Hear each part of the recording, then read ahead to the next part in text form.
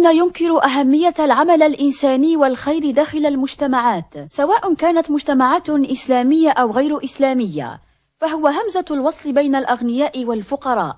جمعية جزائر الخير هي مبادرة من مجموعة من الكفاءات من مختلف أرجاء الجزائر الذين لهم تجربة في المجتمع المدني، من أجل أن تكون يعني لها معطيات أكبر وكفاءات أكبر، وتكون تقدم عمل خيري وإنساني بكفاءة.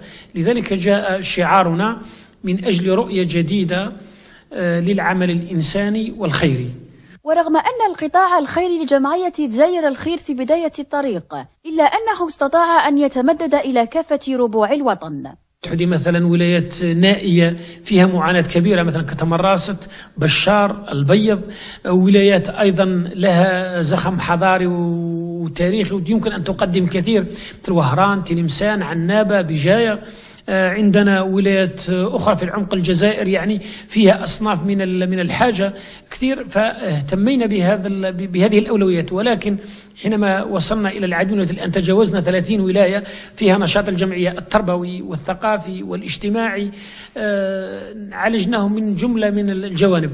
إن رغبة هؤلاء الأشخاص في تغيير الأوضاع نحو الأحسن شملت حتى الاهتمام بقضايا المجتمع الحساسة. الآن عندنا مشاريع في مكافحة الجريمة، في قضية الانحراف الأسري عندنا معالجات، عندنا إصلاح ذات البين، عندنا لجان دائمة، عندنا أيضا مع الطلبة الجامعيين وبعض المراكز مشاريع بحثية في كيفية المعالجة طويلة المدى. ظاهر مشكلة الطلاق، مشكلة الانحراف، مشكلة التسرب المدرسي، الأمية التي لا تكاد تمحي أرقامها 7 ملايين و8 ملايين تطارد الجزائريين دوما. أيضا قضية الهروب من الوطن إلى الخارج، قضية العزوف عن العمل، قضية انعدام الكفاءة في العمل الجزائري التي تستمر حتى صار يعاب علينا. هذه كلها تحتاج إلى برامج تثقيفية تنموية، توعية الشباب، عمل مستمر وليس عمل مناسباتي. وتبقى جمعية جزائر الخير تسعى لتثبيت وتطوير مسارها الخير داخل المجتمع الجزائري.